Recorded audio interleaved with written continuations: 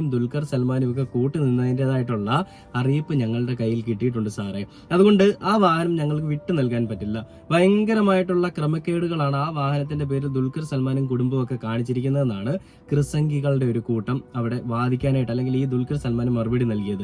അപ്പോൾ നിങ്ങൾ ചിന്തിക്കേണ്ട ഒരു കാര്യമുണ്ട്, ഹൈക്കോടതി ഓൾറെഡി പറഞ്ഞു കഴിഞ്ഞു വാഹനം വിട്ടു നൽകണം, ആ വാഹനം അവിടെ പിടിച്ചിടാൻ പറ്റില്ല. ദുൽഖർ സൽമാന്റെ ഭാഗത്ത് അല്ലെങ്കിൽ ആ വാഹനം ഇറക്കിയതിൽ എന്തെങ്കിലും ക്രമക്കേടുകൾ ഉണ്ടെന്നുണ്ടെങ്കിൽ, രേഖകൾ കെട്ടിച്ചമച്ചതാണെന്നുണ്ടെങ്കിൽ, വ്യാജമാണെന്നുണ്ടെങ്കിൽ ആ കാര്യങ്ങളെ പറ്റിയിട്ടുള്ള കൃത്യമായ അന്വേഷണം നടത്തി ആ രേഖകൾ വ്യാജമാണെങ്കിൽ അതിനെതിരെയുള്ള ആക്ഷൻ എടുക്കുകയും അല്ലെങ്കിൽ ആ രേഖകൾ വ്യാജമാണെന്ന് തെളിയിക്കുകയും ചെയ്യേണ്ടത് കസ്റ്റംസ് ഉദ്യോഗസ്ഥരുടെ ഡ്യൂട്ടിയാണ്. അത് ദുൽഖർ സൽമാന്റെ ഡ്യൂട്ടി അല്ല. ദുൽഖർ സൽമാൻ വാഹനങ്ങളുടെ രേഖകൾ കാണിക്കാൻ തയ്യാറായിട്ടും എന്തുകൊണ്ടാണ് നിങ്ങൾ ആ വാഹനത്തിന്റെ രേഖകൾ വാങ്ങി പരിശോധിക്കുക? അല്ലെ ദുൽഖർ സൽമാൻ എന്ന് പറയുന്ന വ്യക്തി ജനങ്ങൾക്കിടയിൽ ഇത്രയും വലിയൊരു സ്വീകാര്യതയുള്ള ഒരു വ്യക്തിയെ ഈ രീതിയിലേക്ക് ഒരു കുറ്റവാളിയാക്കി ചിത്രീകരിച്ചതും എന്നാണ് ഹൈക്കോടതി ചോദിച്ചത്.